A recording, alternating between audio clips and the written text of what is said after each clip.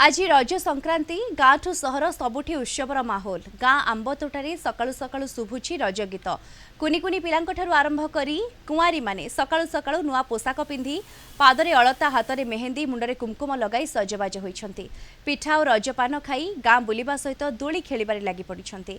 घरे घरे पिठापणार महक 3 दिन धरी पालित होइथाय एही रज पर्व।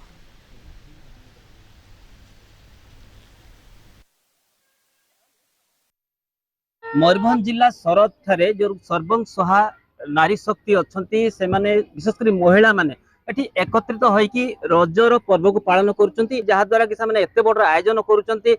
निश्चित भाव में देखंतु मु देखिया पई चाहिबी जे केमिति रज दोली हेची सेल्फी पॉइंट हेची कुनी कुनी छुआ माने से झोलुचंती दोली झोलुचंती मजा नउचंती रजर मजा नउचंती। कोन कहिबे जो रजर कोन कहिबे केमिति कोन मजा नउचंती।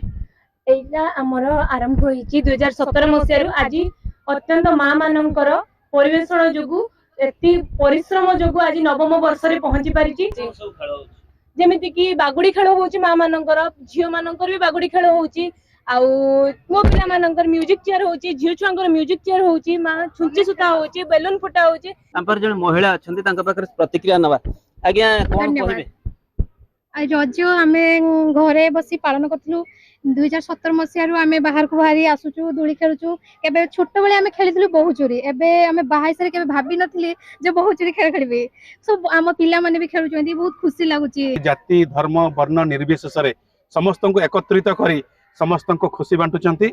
आमर काम एठी आमे गुटे मार पुओ मो गुटे भौणी रो भाई आमे केवल तांको टिके सहयोग करू सबु मां माने करंती एमिति ए संगठन आहुरी तार उत्तरोत्तर उन्नति हो एतिकी जगन्नाथ निकट कामना। कोन कहिबे कि आमे देखु जे प्रत्येक थर सहयोगी करंती एठी कोन कहिबे। तो आमे सब नारी शक्ति स्वयं सब मिसी की मां माने एकले लोक किछि सहाय्य समस्त पाखरु आनी की एठी रज महोत्सव पालन करते।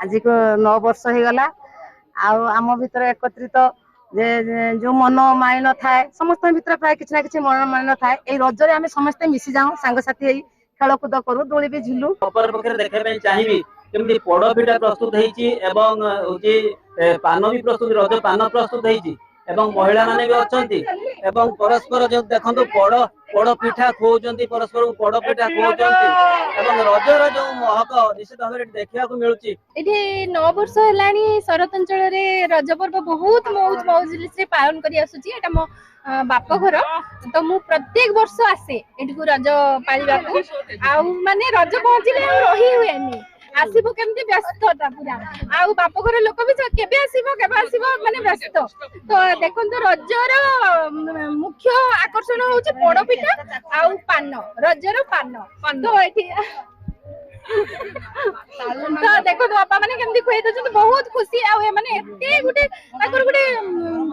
एकजुट हे के करूचंती से माने बहुत खुशी लागुची। प्रत्येक दिन एडी पाखा पाखी विभिन्न प्रकार क्रीड़ा प्रतियोगिता हुए एवं जेहेतु कहबा ये गोटे उपांत अंचल सरद निश्चित भाव में समस्त मन रे रज को नहीं गोटे उत्साह रही। उदलारू मानस पाणी कलिंग टीवी।